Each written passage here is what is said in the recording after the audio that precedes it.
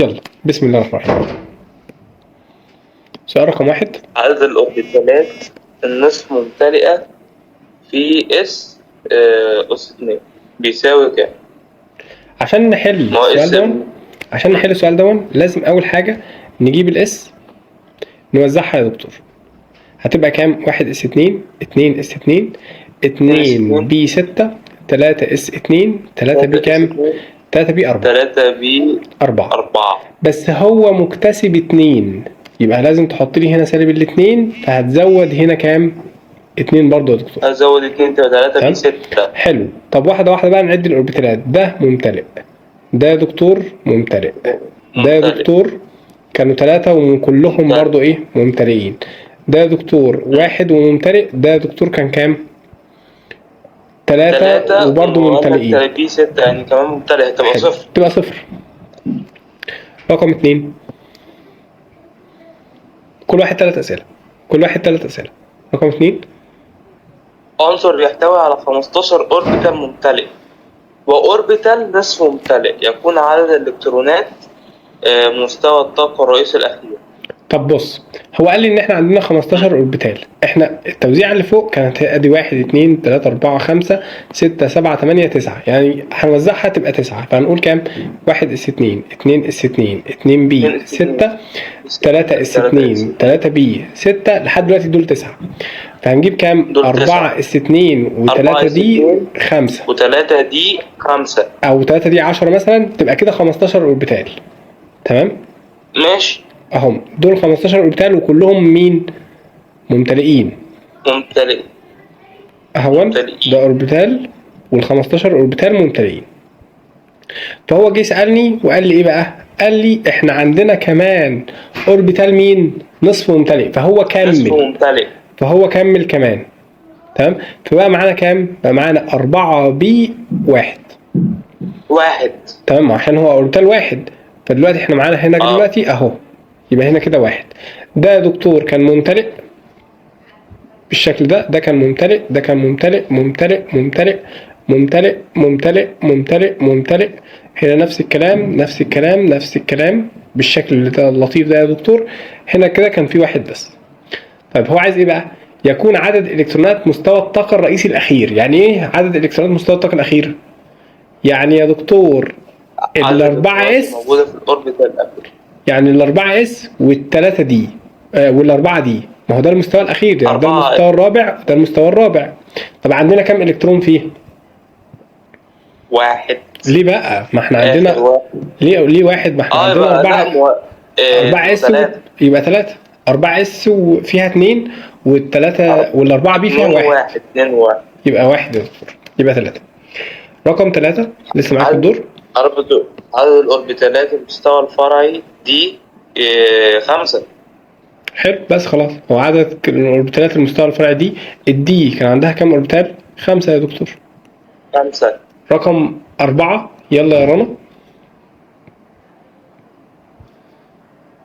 التوزيع الإلكتروني لأيون العنصر X زائد 2 ينتهي ب3 ب6، يكون العدد الذري للعنصر X هو. هنعملها ازاي؟ هو لو زائد 2 ده معناه إن هو بينقص 2. حلو، وهنبدأ من الأول. هو بيقول لي إن هو انتهى بكام؟ ب3 بي 6. يبقى نروح نقول له كام؟ 1 اس 2 2 اس 2 2 بي 6 3 اس 2 3 بي 6.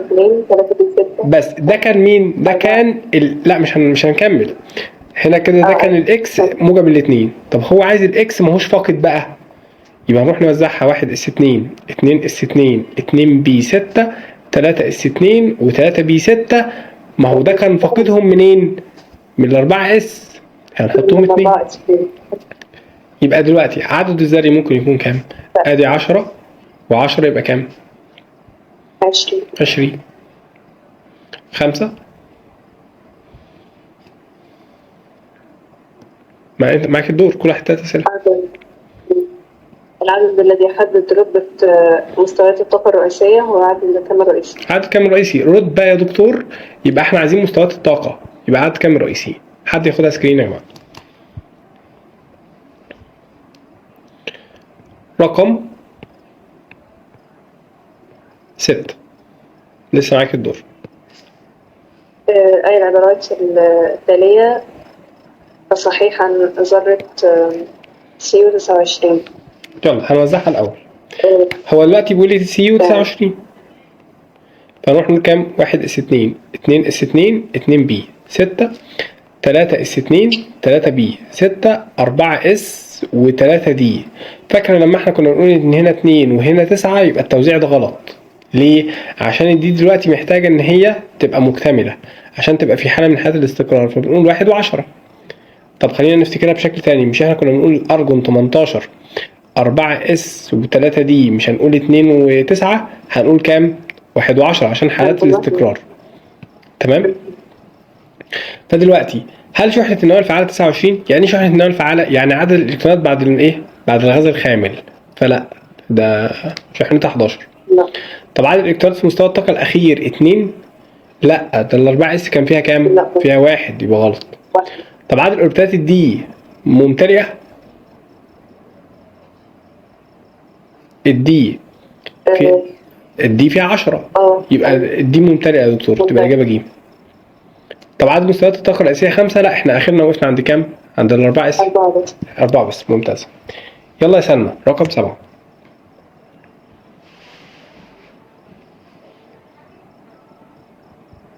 عدد أوربيتالات مستوى الطاقة الرئيسي N بيساوي. كنا حلينا السؤال ده مع بعض في الأسئلة بتاعت الدرس الثالث. تعال نفتكر مع بعض. دلوقتي المستوى الرئيسي مين؟ كي ال ام ان يا دكتور. هنا عنده اس فيها اوربيتال 1، هنا عندها اس فيها اوربيتال، وعندها بي فيها 3 اوربيتالات. هنا يا دكتور عندها اس فيها اوربيتال، عندها بي فيها 3 اوربيتالات، وعندها دي فيها كام؟ 5 اوربيتالات. دلوقتي لو انا قلت لك المستوى الثاني مثلا في كام اوربيتال؟ في 4، يبقى الاثنين اس 2. طب المستوى الثالث في كام اوربيتال؟ في 9، يبقى هما كام؟ الثلاثة اس 2، صح؟ يبقى ال n اس 2 تبقى الاجابه N أس ج. 8.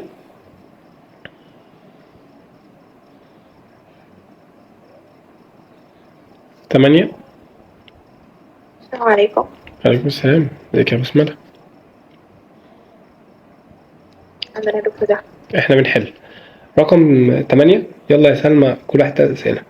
انتوا بتنسوا ليه يا جماعه؟ تمام. العدد الذري لذرة عنصر ينتهي تركيبها الإلكتروني ب6 ب2 هو. بصوا، يعني هنوزع من الواحد اس لحد كام؟ 6 بي.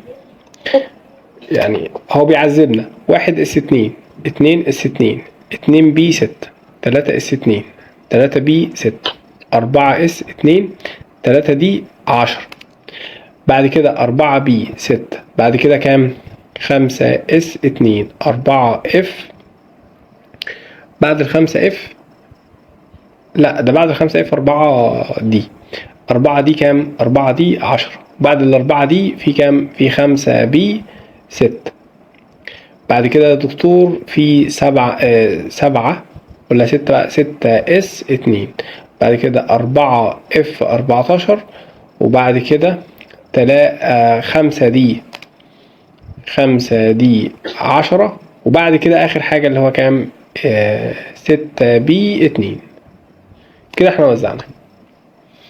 نبدأ بقى نعد يا دكتور، يطلع على الآلة الحاسبة بقى، اشتغل بالآلة الحاسبة يطلع 82.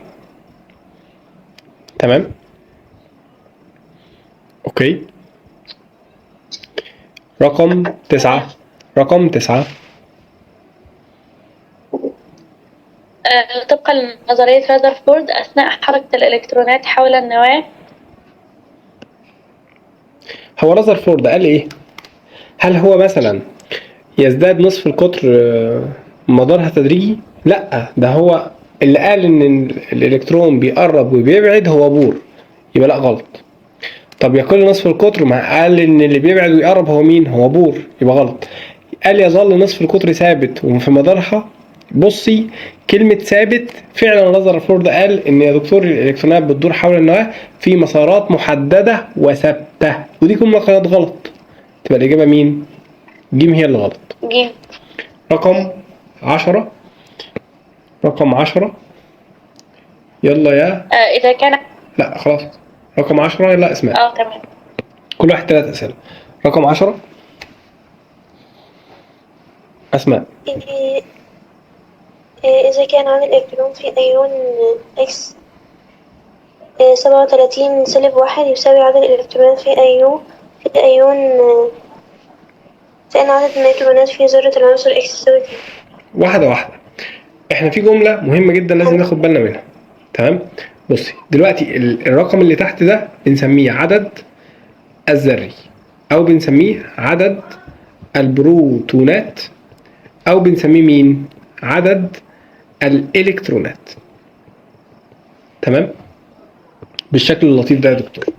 يبقى احنا دلوقتي الرقم اللي تحت بيتسمى 3 اسماء: عدد ذري، او عدد البروتونات، او عدد الالكترونات.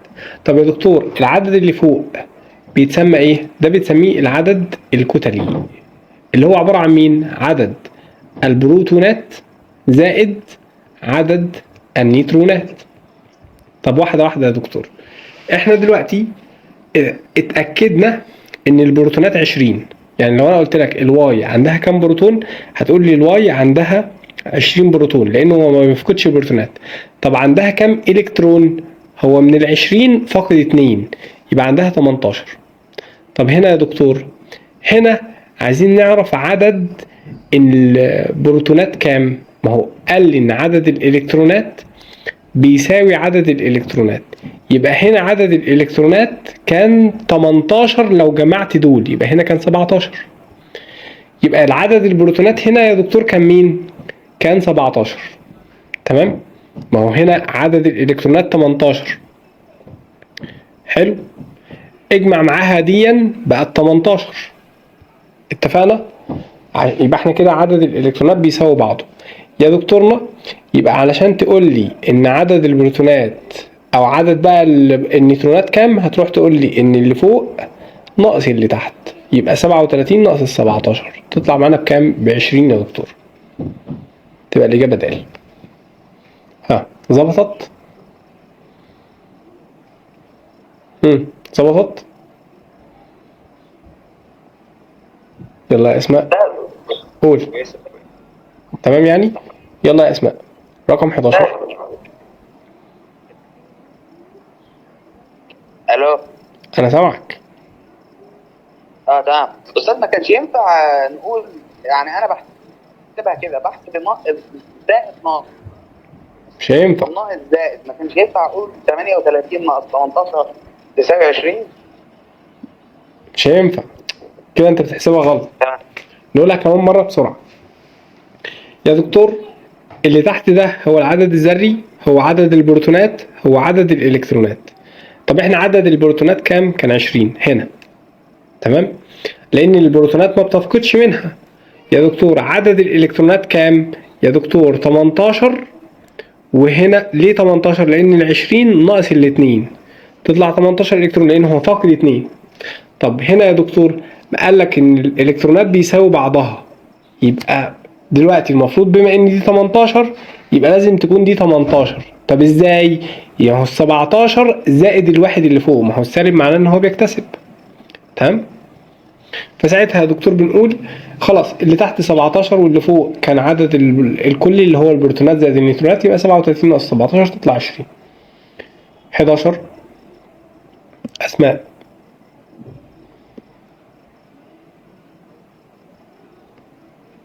يا اسماء كل واحد 3 اسئله والله يا جماعه، انا هحلفكم بعد كده. 17 رقم 11 اسماء. رقم 11 هتبقى آخر واحدة. حلو جدا. اكد العالم انه يستحيل عمليا تعيين مكان سرعه الالكترون هاينز نيبرج يا دكتور في مبدا عدم التاكد. خدها سكرين.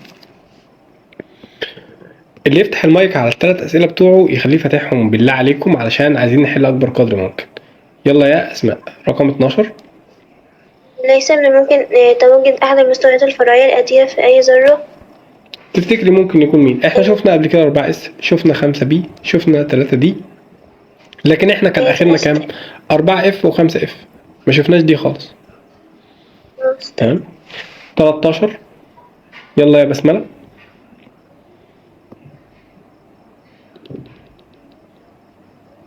يعني يا دكتور عنصر يحتوي على 15 أوربيتال ممتلئ وأوربيتال للنصف ممتلئ. كل العبارات التالية عن العنصر صحيح ما عدا. هو دلوقتي نفس الجملة اللي هي بتاعت 15 اوربيتال ممتلئ، احنا كنا وزعناها في أول سؤال خالص. 1 اس 2 2 اس 2 2 بي 6 3 اس 2 3 بي 6 4 اس 2 و3 بي 6 و 4 اس 2 و3 دي 3 دي 10 يا دكتور. كده احنا معانا 15، يبقى كام؟ 4 بي 1 عشان يبقى احنا معانا اوربيتال واحد نصف ممتلئ. تمام. يلا، هل العدد الذري بتاعه 31؟ ايوه يا دكتور، ده اكس 31 يبقى صح.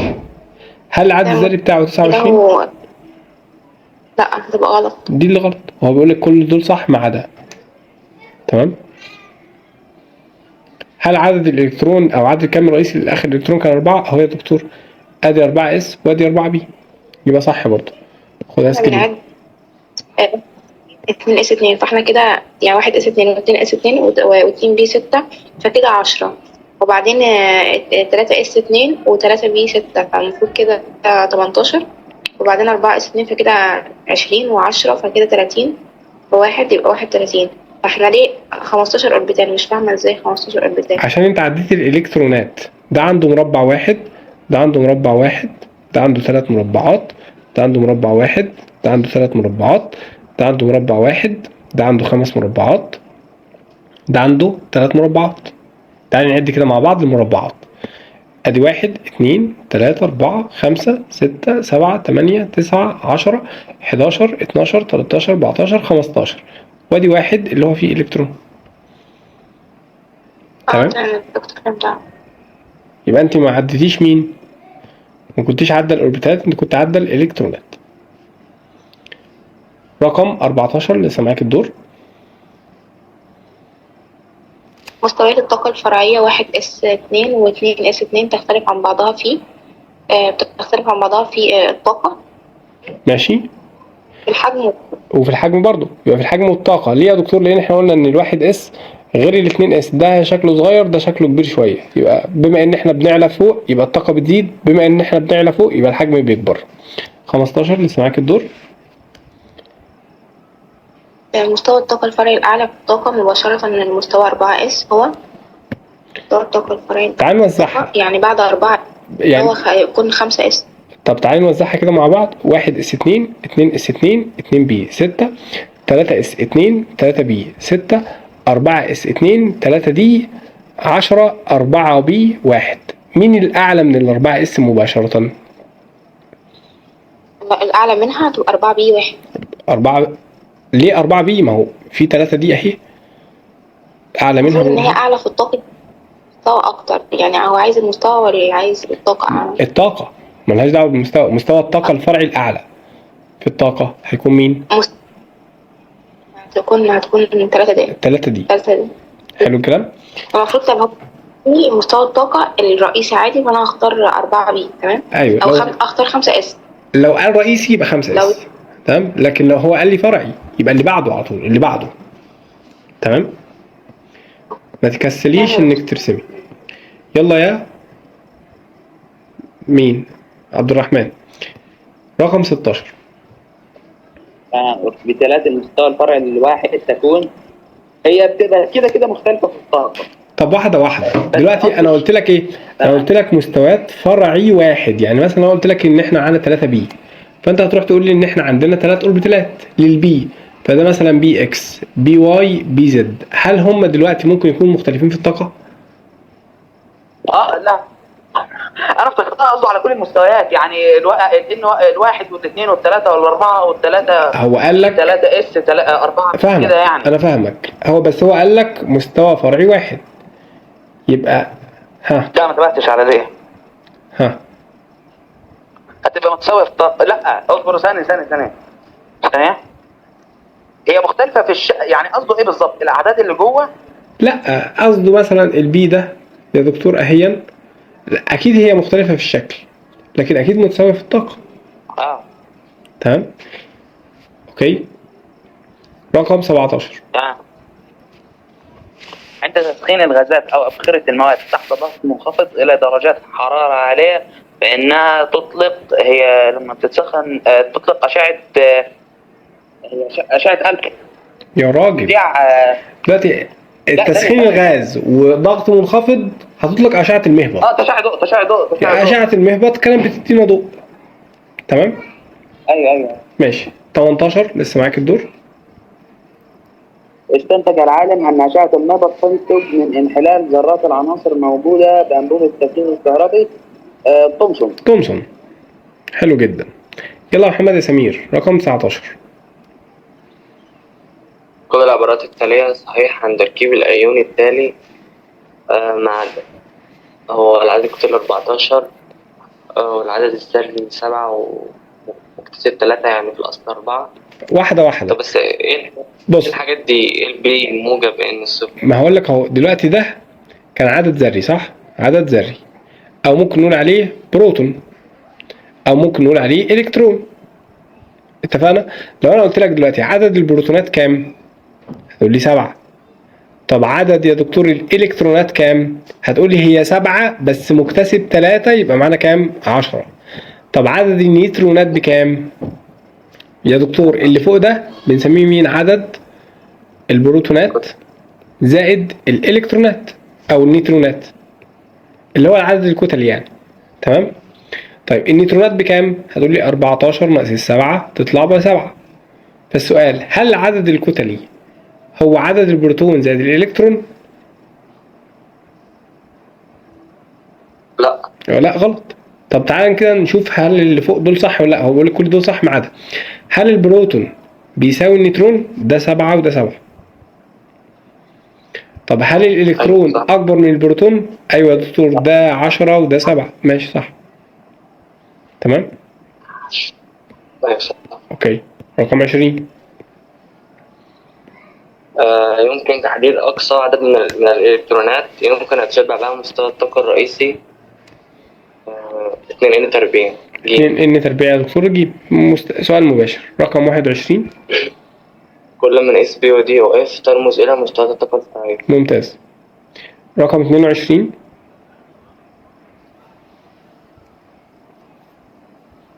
يلا يا مين؟ خديجة. يلا يا خديجة. يا خديجة. خديجة افتح المايك. سامعني؟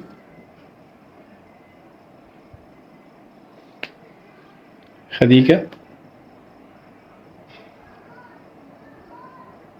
طب يلا يا كريم لحد ما خديجة تظبط المايك. فتحت المايك اهي. يلا يا خديجة سامعني؟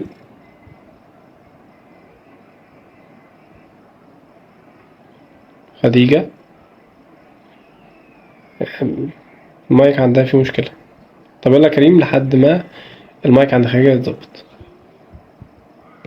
ماشي. أقصى عدد مستويات طاقة في أصغر ذرة معروفة وهي في حالتها المستقرة نقط مستويات.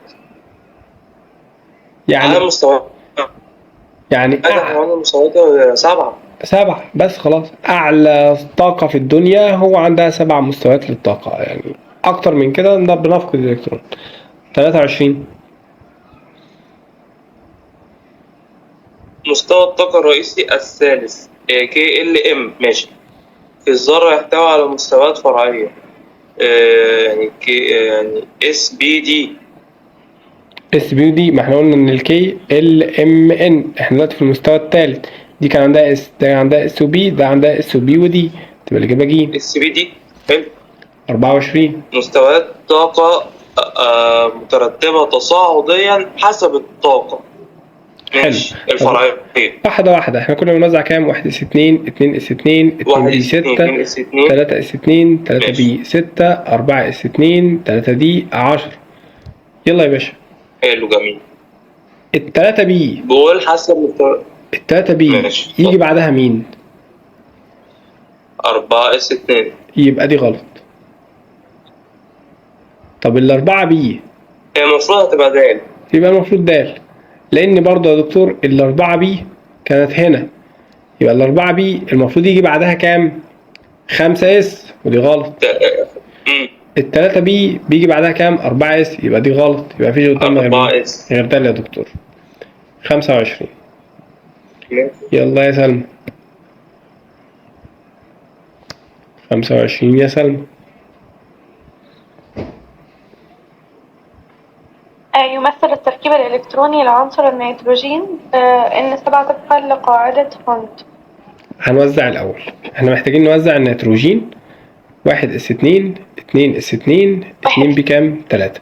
هنوزع لقاعدة هوند بالشكل اللطيف ده، دي قاعدة هوند. تمام. هوند يا دكتور هيروح يحط لي هنا كده 2 الكترون، هنا كده 2 الكترون، وهنا 1 1 1. ده كنا بنسميه بي اكس بي واي بي زد يا دكتور.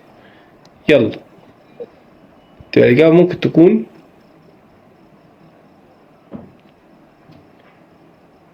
لو قلت ب تبقى جيم. ايوه هي جيم صح، بس ليه ما نقولش جيم؟ ليه ما نقولش ب؟ لان ب مش طبقا لقاعده هوند، ب طبقا لمبدا البناء، وهو عايز قاعده هوند، يعني عايز يفسر البي اكس فيها كام الكترون، البي واي فيها كام الكترون، البي زد فيها كام الكترون يا دكتور. تمام. 26 ممتازين يا ولاد. 26 أول من وضع تعريف أول من وضع تعريف للعنصر هو العالم كان بويل. 27 الذي تبنى فكرة أن المادة مكونة من 4 مكونات: تراب وهواء وماء ونار. هو هتبقى باء اللي هي أرسطو. ممتاز. يلا يا رنا. 28 العالم الذي وضع تصور لتركيب الذرة بعد اكتشاف أشعة المهبط كان تومسون هو اللي اكتشف أشعة المهبط، يبقى هو اللي وضع التركيب ليها، وكنا بنسميها التصور أول عالم تومسون. تصور صحيح للذرة على إلى حد ما تركيب الذرة على أسس تجريبية رازرفورد هو أصلا اللي وضع النموذج الذري بتاعه، كنا بنسميها النموذج الذري لرازرفورد. ممتازين. رقم 30 يبين عدد الكامل المغناطيسي M. بيصف ايه؟ عدد الأوربيتالات وأشكالها في المسافة. ممتازين يا دكتورنا. عدد الكامل المغناطيسي كان بيصف شكل ورقم المدار. 31 يلا يا أسماء.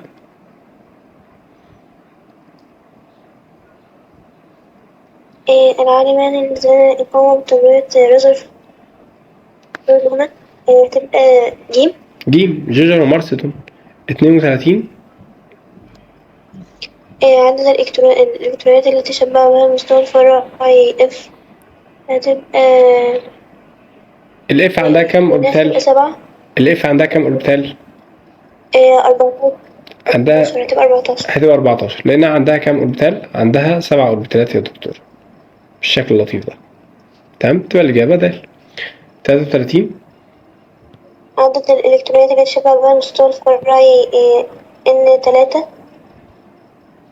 واحدة دلوقتي الإلكترونات N3 احنا كنا بنعرف عدد الإلكترونات من مستوى الطاقة ازاي؟ الاتنين N-2. طبقي العلاقة، يبقى الاتنين في كام؟ في 3 لكل أس 2 تطلع بكام؟ ب18. تمام. 24 مين اللي عليه الدور؟ يلا يا محمد يا سمير. 34 عدد الموديلات النصف ممتلئة لعنصر عدد الذري 15. هوزع. يلا الإكس 15 1s2 2s2 2b 6 3s2 3b كام؟ 3. عندها ممتلئ، عندها 1 ممتلئ، عندها 3 ممتلئين، عندها 1 ممتلئ، عندها كام؟ 3 نصف ممتلئ. يبقى الإجابة كل نصف ممتلئ 3. 35 بس عدد الإلكترونات التي يتشبع بها المستوى الرئيسي N تساوي ضعف مربع رقم المستوى، اللي هو يا دكتور العلاقة دي. تمام. ضعف مربع رقم المستوى. ممتاز. 36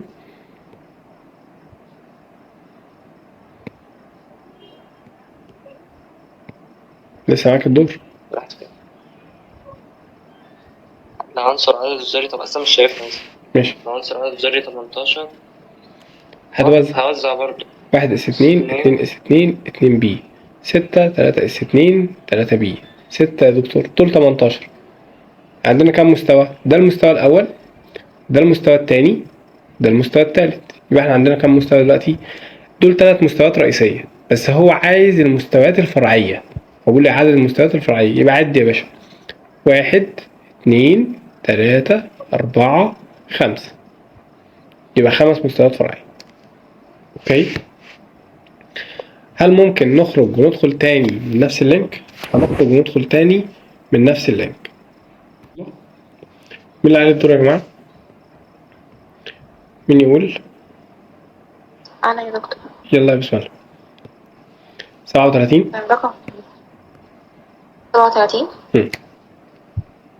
تمام. عدد الأوربيتالات في العنصر العدد الذري 26. فأول حاجة نقول 1 اس 2. تمام.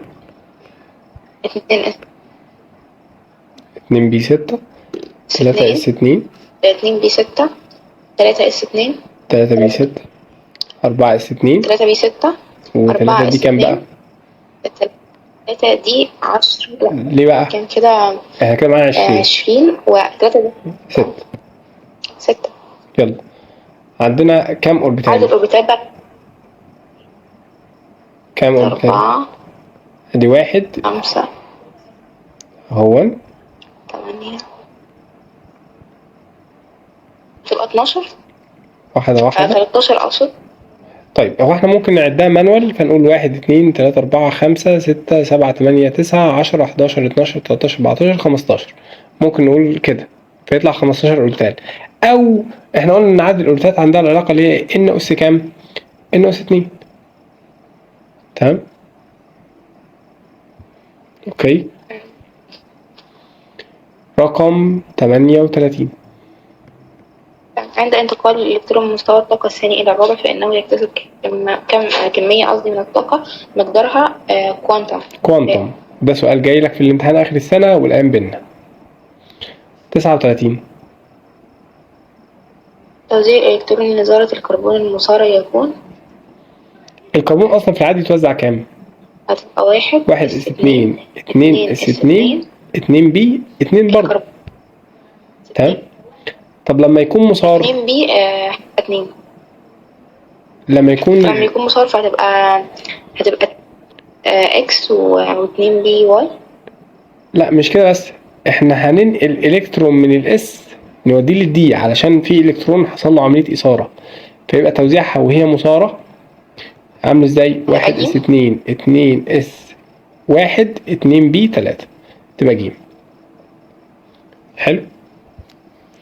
رقم 40. أجاوبه؟ ماشي. العالم الذي أثبت أن كل مستوى طاقة رئيسي مكون من عدة مستويات طاقة فرعية. هو لا، احنا بور قال مستويات طاقة رئيسية بس، اللي قال مستويات طاقة فرعية كان مين؟ شرودنجر. تمام. حلو. مين اللي عليه الدور؟ يلا يا مين ما جاوبش في الدور التاني؟ خديجة، افتح لنا المايك يا خديجة بالله.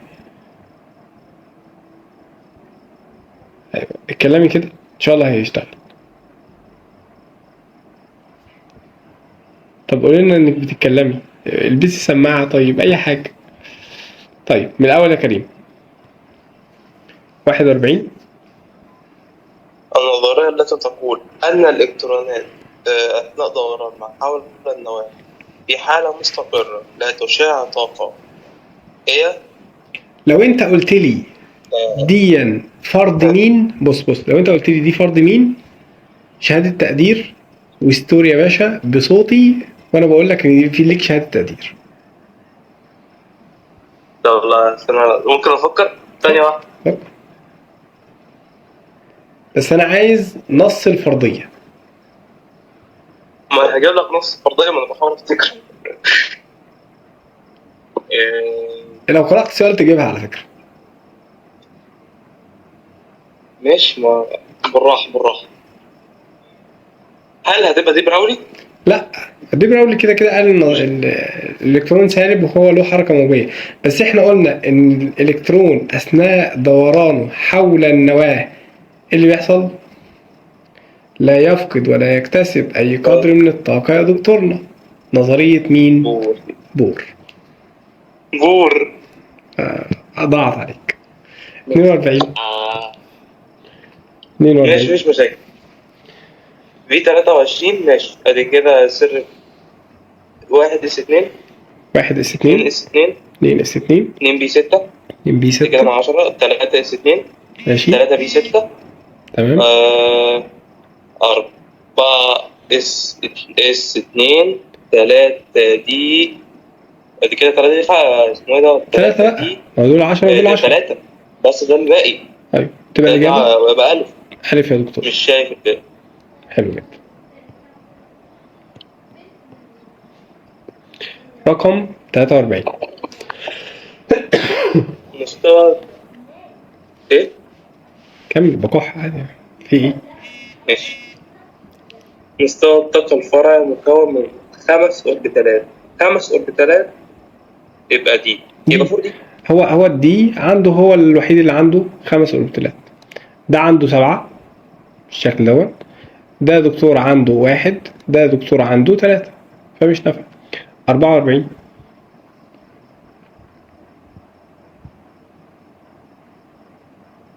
يلا يا سلمى. طاقة الأوربيتالات تكون متساوية في أحد الحالات الآتية.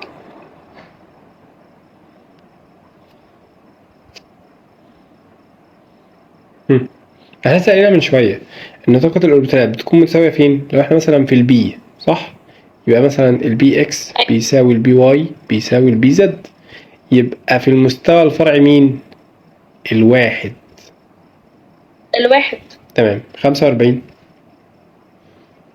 مستوى الطاقة الفرعي الأعلى في الطاقة مباشرة من المستوى 4 بي هو هنوزع 1 اس 2 2 اس 2 2 بي 6 3 اس 2 3 بي 6 4 اس 2 3 دي 10 بعد ال 3 دي في 4 بي 6 بعد ال4 في كام؟ 5 اس 2. يبقى الأعلى مباشرة من ال4 بي هيكون مين؟ 5 اس. 5 اس. الإجابة ألف. ممتازة. يلا 46. عدد الإلكترونات مستوى الطاقة الأخير في عنصر عدد الذري 25 مساوي. يلا هنوزع 1 اس 2 2 اس 2 2 بي 6 3 اس 2 3 بي 6 4 اس 2 3 دي كام؟ 3 دي 5 يا دكتور. يبقى عدد الإلكترونات في مستوى الطاقة الأخير. يعني إيه مستوى الطاقة الأخير؟ يعني ال N بتساوي كام؟ هو ده السؤال. ده دلوقتي المستوى الأول، ده المستوى التاني، ده كده المستوى التالت، ده المستوى الرابع. يبقى المستوى الرابع هو المستوى الأخير. تمام؟ يبقى عنده كام إلكترون؟ 2. محدش يخلط إن ده المستوى الأخير، لأ. أدام قدامه 3 يبقى المستوى التالت. ده قدامه 4 يبقى المستوى الرابع. 47. يلا يا رنا. هو أمال إيه المستوى الأبعد؟ الأبعد هو المستوى الأخير. تمام؟ يعني هما الاتنين نفس الحاجة؟ ما هو المستوى الأخير هو المستوى الأبعد. لكن آخر إلكترون ركز بقى في الجملة. لكن آخر إلكترون هو ده. آخر إلكترون أنت حطيته بإيدك. آخر إلكترون غير مستوى طاقة أخير. لا طبعا مختلفة تماما. تمام؟ يلا 47. يلا يا رنا. عدد مستويات الطاقة الرئيسية في الذرة عنصر عدد السالب 19. نوزع 1 اس 2 1 2 اس 2 2 بي 6 3 اس 2 3 بي 6 4 اس 1. ماشي. عندنا كم مستوى رئيسي؟ ده المستوى الأول، ده المستوى الثاني، 4 ده المستوى الثالث، ده المستوى الرابع. 4 مستويات يا دكتور. 48.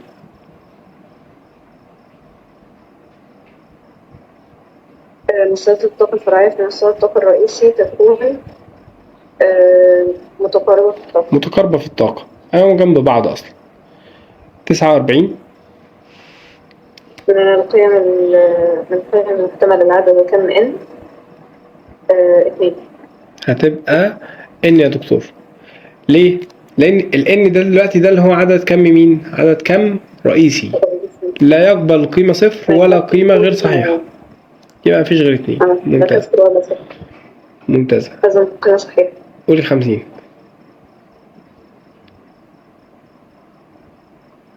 قولي 50 برضه.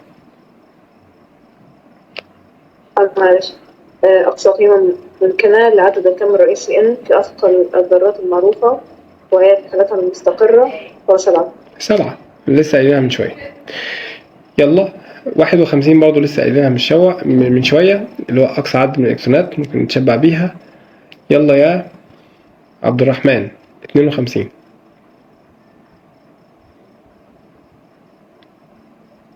تمام. عدد الكم الرئيسي هو الظاهر الفرعي 3 هتبقى 3 يا دكتور، ما هو الرقم اللي قبل الحرف، الرقم أمام الحرف. ممتازين. خطتني السؤال قدامك. ما هو هي الأسئلة تخض، لكن هي الأسئلة مش صعبة. 53. لا على اساس السؤال غريب يعني مستحيل يجيب لي حاجه. والله دايما هي بتيجي سهلة بالشكل ده، هي بتيجي سهلة. 53. تعبر رموز PDF عن مستويات ثانية. الطاقة الفرعية. ماشي. لا مستويات الطاقة الفرعية. ماشي. 54. عشان مختلفين كده في الأسامي. ماشي. 54. يحتوي مستوى الطاقة الرئيسي في الذرة على المستويات الفرعية SPDF. التالت لسه قايلينها من شوية. تاني. ليه يا ابني؟ الكي ال ام ده كان اس وبي، ده اس وبي ودي، ده الأول، ده التاني، ده التالت. الان طبعا كان فيه اس وبي ودي واف. 55. قولها برضو. تمام. عندما يكون n الاثنين فإن أحد قيم عدد الكم الثانوي المحتملة تكون أو n الاثنين. دلوقتي ال اللي هي الكم الثانوي، الاس بصفر، البي بواحد، الدي باتنين، والاف بتلاتة، صح؟ دلوقتي يبقى لو احنا في المستوى التاني يبقى دي يا الثانوي بتاعها بصفر يا واحد. تبقى الإجابة يا صفر يا واحد. واحد ولا اثنين؟ مين الواحد؟ ما هو الاس بصفر، البي بواحد، الدي باتنين، الاف بتلاتة. احنا في المستوى التاني يبقى الاس بصفر، البي بواحد. يبقى المحتمل معانا مين؟ هي صفر بس. لا اصلا افتكرت قصده اللي هي الاثنين بتاعت الدي. عندما يكون يعني الاثنين الان يساوي يعني الرقم بتاع الدي اللي عدد الكم الان ده عدد كم رئيسي.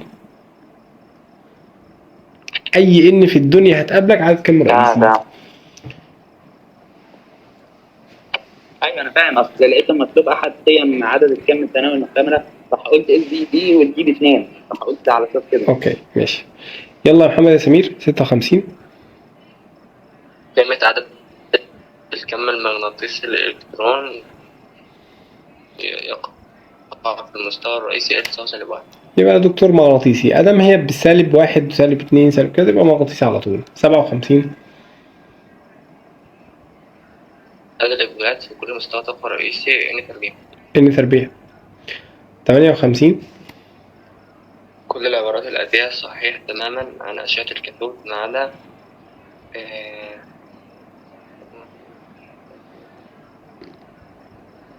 صحيح ما عدا هي شحنتها سالبة ضغط وليها كتلة. لا. ايوه الشحنة بتشحنها وليها كتلة، ده صحيح.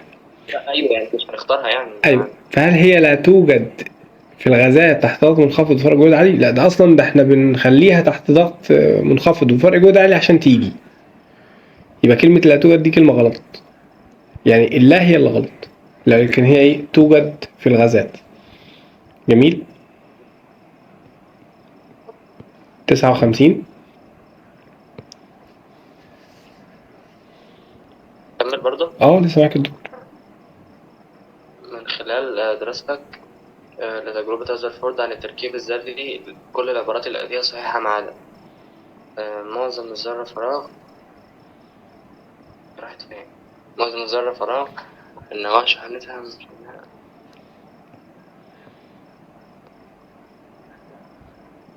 تتأثر بجسيمات ألفا بالمجال المغناطيسي للكتلة الكبيرة أعتقد يعني. طب واحدة واحدة، من خلال دراستك لذرة رذرفورد عن تركيب كل العبارات الآتية صحيحة ما عدا معظم ذرات الفراغ صح. نواة شحنتها مشابهة لشحنة أشعة المهبط، النواة موجبة دي وأشعة سالبة ودي المهبط مين؟ سالبة، يبقى لا ده غلط. تمام؟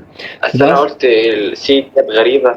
تتأثر جسيمات ألفا بالمجال المغناطيسي، بما إنها كده كده موجبة الشحنة يبقى بتنجذب للسالب وبتتنافر مع الموجب، يبقى صح. يلا أسماء 60. عدد الأوكتالات الممتلئة في الأيونات التالية. خلي بالك إن دي كانت 22 ودي كانت 17. جميل. 22 تكون 4. 22 ما تيجي نشوفها كده، هنوزع 1 اس 2 2 اس 2 2 بي 6 3 اس 2 3 بي 6، وهنقف ليه؟ لأنه فاقد 4. المفروض هنا 4 اس بصفر و3 دي برضه بصفر، فده استبعدناه وده استبعدناه. هنا عندنا كام؟ كلهم ممتلئين صح؟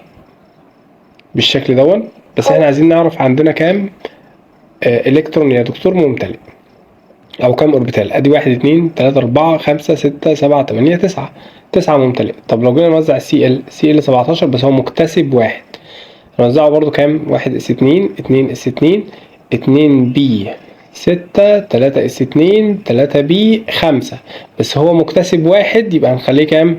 6. ما هي نفس التوزيع اللي فوق يا دكتور بالشكل ده، يبقى هو عنده كام برضو؟ 9. 9. حلو جدا، تبقى 9 يا دكتور. 61. أيون العنصر إكس 26 يحتوي في مستويات الطاقة الرئيسية الأخير على عدد الإلكترونات. هنوزعه برضو. حلو جدا. وهيفقد هنوزعه هتبقى كام؟ 1 اس 2 2 اس 2 2 بي 6 3 اس 2 3 بي 6 4 اس 2 و3 دي 6، بس هو فاقد 3. يبقى خلي بالك ان احنا لما نيجي نفقد بنفقد منين؟ من الابعد. يبقى هنا الدكتور تبقى 0 وهنا الدكتور تبقى كام؟ 5. بالله عليكم محدش يفقد لي من هنا، ركز في التفصيلة دي. طب دلوقتي احنا عندنا ايون عنصر بقى عنده كام الكترون في المستوى الاخير؟ ده المستوى الاول، ده المستوى الثاني، ده المستوى الثالث اللي هو الاخير. ما هو ده خلاص اتشال. يبقى احنا عندنا كام الكترون دلوقتي؟ عندنا يا دكتور 5. هتبقى عندنا كام؟ 2 و6 و5، يبقى كام؟ مجموعهم كام؟ 2 زائد 6 8 زائد 5 مجموعهم 13، تبقى الإجابة د. تمام؟ حلو؟ تبقى الإجابة د يا دكتور. نوزعها كمان مرة، فهنروح نقول كام؟ 1 اس 2 2 اس 2 2 بي 6 3 اس 2 3 بي 6 4 اس 0 و3 دي 5. 62. يا دكتور هو احنا بنفقد العنصر من الإلكترون ايه؟ الأبعد؟ من الأبعد. تمام؟ ده قاعد في المستوى الرابع لكن ده قاعد في المستوى الثالث. 62. يا جماعة يعني بنفرض نظرية دالتون ما عدا تتكون الذرة من نواة وإلكترونات. ما قالش الكلام ده، ده رذرفورد هو اللي قال النواة. 63. أقولها ولا ايه؟ قوليه. لا أرسطو.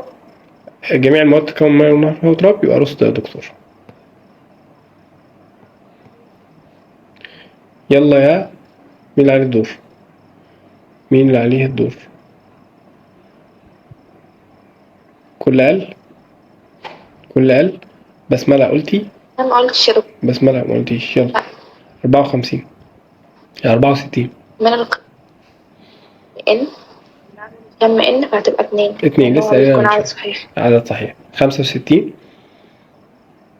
أقصى كده. استني احنا لسه قايلين الكلام ده، لسه قايلين الكلام ده مرتين، كفايه بقى كده. هات اللي بعده. لسه قايلينه. هو ليه بيتعاد؟ ليه بيتعاد؟ تعتبر نفس استني انا ايه نفس الاسئله بالظبط، فهنروح لاسئله مختلفه شويه. يلا 70. ما هو برضه 70 لسه قايلينها، اصبري بقى، لسه قايلينها. هي ليه بتتعاد؟ لسه قايلينها. يلا 63 بقى. لما 73. الأوربيتال النقط يكون متماثل حول النواة هتبقى بي. الكروي. مين الكروي؟ لا، الكروي هتبقى اس. اس. اوكي. 74. عدد الكم المغناطيسي لأي إلكترون في أي مستوى فرعي يحدد من العلاقة اللي هي تكون 2L زائد 1. نو، احنا عايزين عدد كم مغناطيسي. أي عدد كم مغناطيسي كنا بنقول كام؟ 0 سالب 1 موجب 1، صح؟ يبقى هنقولها ايه؟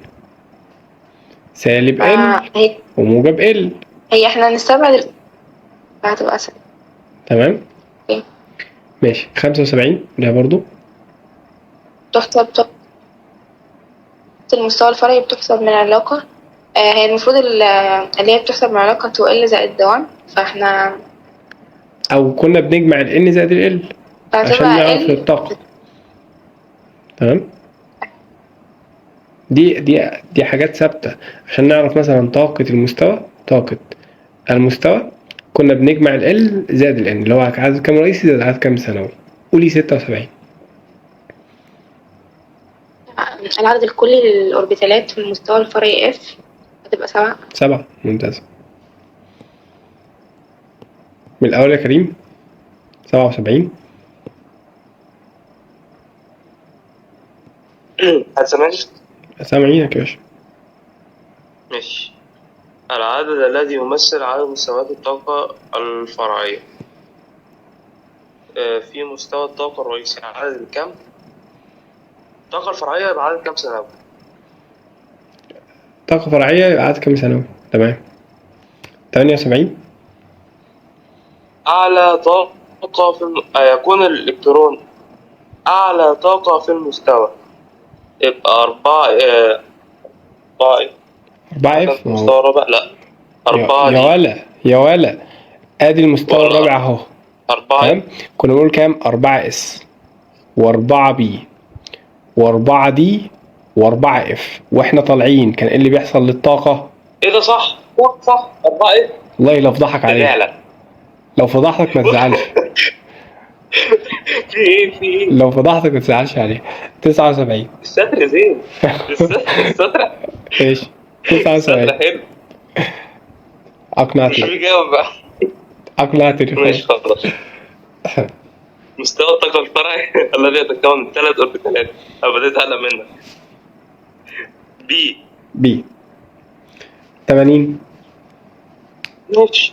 عدد كل الأوربيتالات الموجودة تماما في ذرة النيتروجين حالة مستقرة. النيتروجين 7 يعني هو هنا بيعتمد على انك بتكون حافظ. ده اللي انا فاكره. انا كنت بقول ان النيتروجين فعلا 7. هناخدها في الجدول الدوري وهنحفظها. 1S2 2S2 2 بكام؟ 3. كده 2 ب3. تمام. عندنا كام اوربيتال ممتلئ؟ هما 2 الاوربيتالين بس يا دكتور. تمام. ادي 1 وادي 2. ده كان 3.5 ممتلئ. ضحني يعني انت خلاص اقنعتني بقى خلاص. يلا يا سلمى. 81.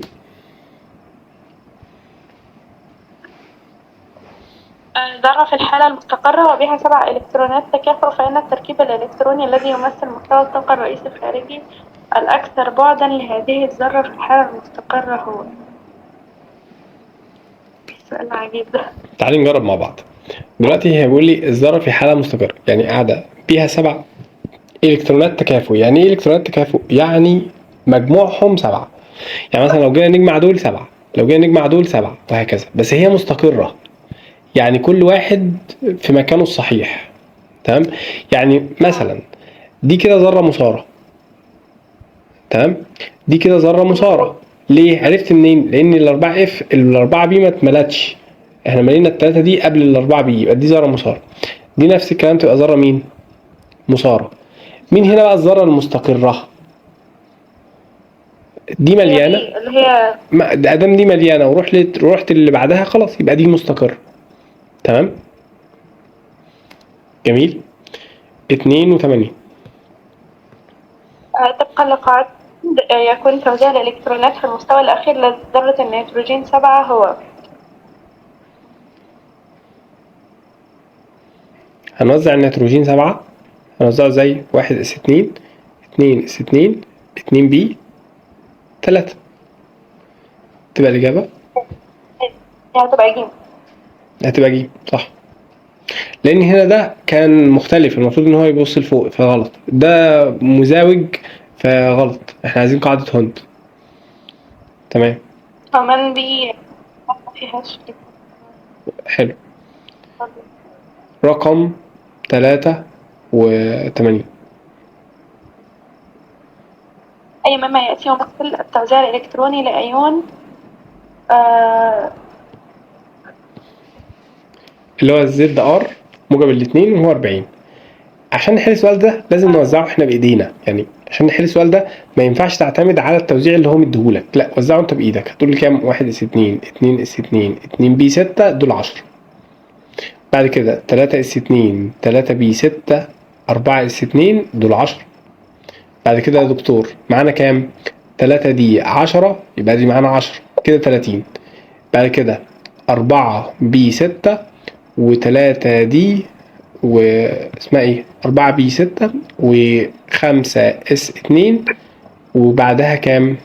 3 دي 4 دي بقى بعدها 4 دي كام يا دكتور؟ 2. حلو كده احنا وزعنا مين؟ الزد ار 40 صح؟ الزد ار 40. بس احنا عايزين نفقد 2. يفقد منين يا سلمى؟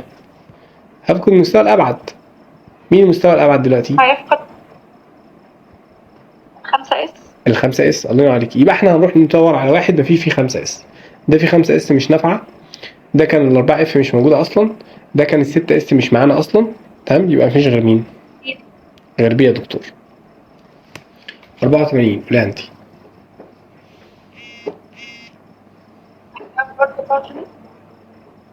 ايه؟ برضه انا اللي هحل 84. حليها برضه. تمام. التوزيع الإلكتروني الذي يمثل ذرة مسارة. ده توزيع عادي صح؟ يبقى مستقر. ده توزيع عادي يبقى مستقر. ده توزيع عادي تبقى الإجابة دي يبقى مستقر. دي هي اللي توزيع مش عادي، لأن ده كان المستوى الأول راح للمستوى التاني. ركز في التفاصيل دي. تمام، يلا يا رنا. 85.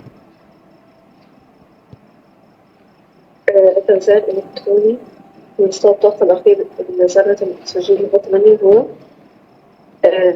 هو أول واحد هيكون 1s2. حلو. 2s2 بعد كده 2b4. 2s2 بعد كده 2b. تمام، تبقى الإجابة ف2b4 يعني هيبقى 1 2 3 في كل واحد، بعدين واحد في المستوى الأول يعني تبقى دي. تبقى دي. حلو جدا. ده يا دكتور معكوس مش معانا، ده يا دكتور كلهم يعني حتى دي كده غلط مش معانا، ده يا دكتور سايبين واحد فاضي برضو مش معانا. 86.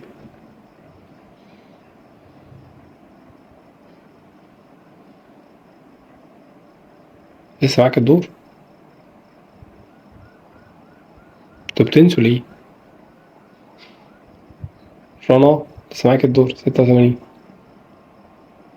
أنا معلش كنت بتكلم معاك أكتر. اوكي. العدد الكلي يبقى كترات بس منطقة ذرة N7 في الحالة المستقرة هي تبقى 1s2 2s2 2b 3.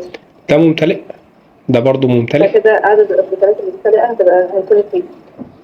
احنا عايزين عدد الأوردينات النصف ممتلئ، يبقى كام؟ النصف ممتلئ يبقى 3. 87. عدد أركان المغناطيسي الإلكترون الأخير في ذرة O8 يساوي الأخير نوزعها. هيبقى 1 اس 2 شبه اللي 2 فوق، اس 2 فالأخير هيكون واحدة واحدة. البي يا دكتور كانت كده 1 2 3 4، يبقى هنا 0 موجب 1 سالب 1. يبقى المغناطيسي كان بتاعه كان كام؟ سالب 1. 88 من خلال تجربة تومسون توصل تومسون إلى اكتشف ايه؟ وجود إلكترونات بالظبط. وجود الإلكترونات. قولي برضو السؤال الأخير في الصفحة. فشل النموذج الذري لرازرفورد لأنه لم يوضح كيفية حركة الإلكترونات حول النواة. ممتازة. هو ما قدرش يوضح الإلكترونات بدون ازاي حول النواة. احنا حلينا تقريبا 90 سؤال، نكتفي بهذا القدر. 90 سؤال، لو انا كنت هقنعك انك نحل معايا 90 سؤال في ساعة ما كنتش هتصدقني. تمام؟ طيب احنا بكرة ان شاء الله